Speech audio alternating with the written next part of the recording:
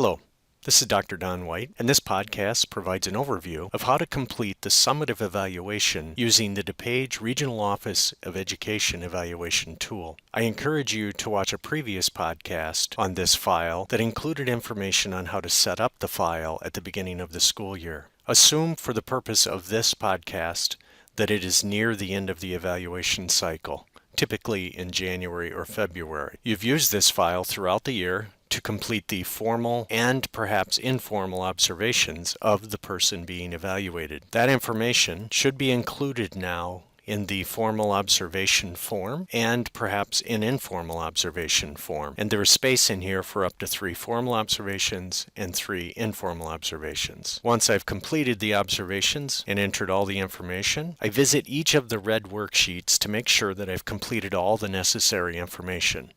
I'll start by revisiting the Eval Info and Rankings worksheet and making sure that I do not have any red cells. In this case, I do not, so I can move on to the Indicator Selection worksheet. Scroll through the worksheet to make sure there are no red cells. Again, I do not have any, so I can move on to the Professional Practice Ratings worksheet, and I do see that I have red cells. For the Professional Practice Ratings worksheet, the red cells simply mean that I need to select an evaluation rating for the indicator. The first indicator is P-Cell 1B, that's red. However, notice up above where there is a yellow box, and I have a distinguished for P-Cell 1A. That means that while we didn't select this as an indicator to be focused on during the school year, I did observe and rate this indicator during one of my formal or informal observations. In this case, it happened to be the first formal observation, and I rated distinguished on July 4th of 2019. So I would like to select the overall rating for that indicator. The next is for P-Cell 1B. I do happen to have a rating from July 4th once again that was proficient. So I have something to base my conclusion on for P-Cell 1B. I move to the next one, which is basic. Assuming that I have no other information to move that off of basic, I would select basic for that. I had a basic for P-Cell 1D. Distinguished for P-Cell 1E. Distinguished for P-Cell 1F. No observations for P-Cell 1G. So, as the evaluator, I can decide to select a rating. However, as we developed this model, we determined that if it was not pre-selected or selected during one of the formal or informal observations, and the person being evaluated was not notified that it would be used in the summative evaluation, we would not provide a rating. So for P-Cell 1G, I will not provide an overall rating. Then there is a summative down at the bottom for Standard 1. In this case, the administrator is ranked as proficient. I can enter comments as I choose.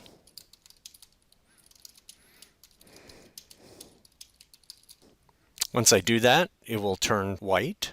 I don't have to enter comments, it's not required, but there is space to do that if I choose to. And then I go throughout the program and select the ratings, at least for those that have a yellow or a red. If I choose not to enter a comment, I simply back out the text. And when I leave the cell, it looks like it's not turning white like it should, but as you scroll past it and then go back to it, you'll notice that it does actually turn white. After I've selected a rating for each of the required indicators, I can scroll to the bottom and see a summary of the overall ratings. There's a summary for each standard and an overall rating for professional practice based on what I've selected within the program. I'll scroll back to the top just to make sure that I don't have any red cells. I do not see any red cells, therefore I'm ready to move on to the next worksheet. The Student Growth Ratings worksheet. This information could have been populated at the beginning of the school year. In this case, I did not do that. So what I will want to do is make sure that this matches what the person being evaluated has entered into their self-evaluation file. This could be done simply by visiting the self-evaluation file from the administrator being evaluated and copying and pasting the information, which I'm going to do.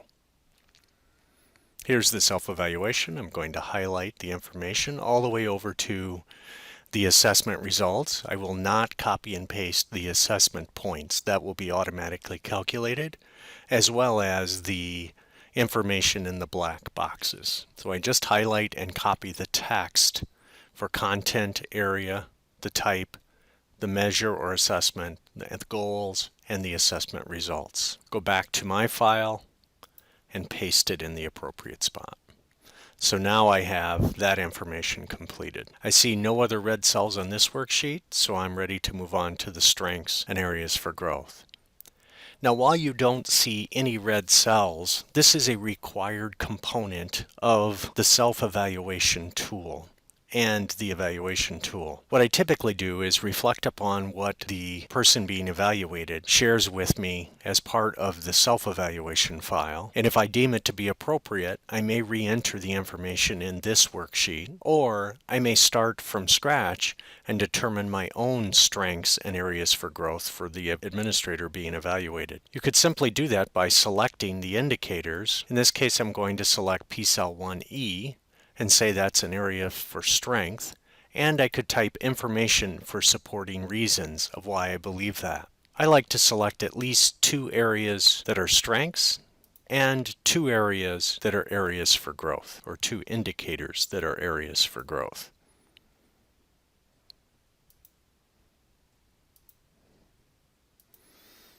And I will typically provide supporting reasons that are based on something I've seen during an observation or something that I've communicated either verbally or in writing to the administrator sometime during the year. The next step is to move on to the summative and signatures worksheet.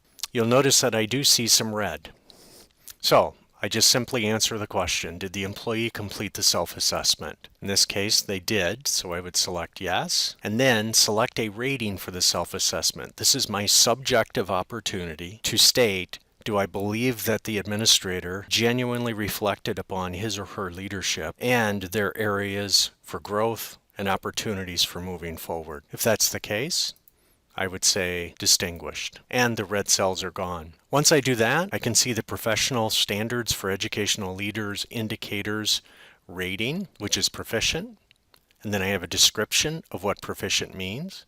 If I had selected any additional components, this is where I would enter the information. There's a self-assessment distinguished, which I selected up above, and then the student growth component, in this case meets goal, and that was done back on the student growth ratings worksheet. All of the points come together based on the ratings ranges that I've selected earlier in the year back on the first worksheet. All of this is calculated to come up with a summative rating, which is based on the ratings ranges that I selected earlier in the year. There's a description of what proficient means, and then there's one additional red box where I can enter my employment recommendation and any additional comments I wish to share with the administrator.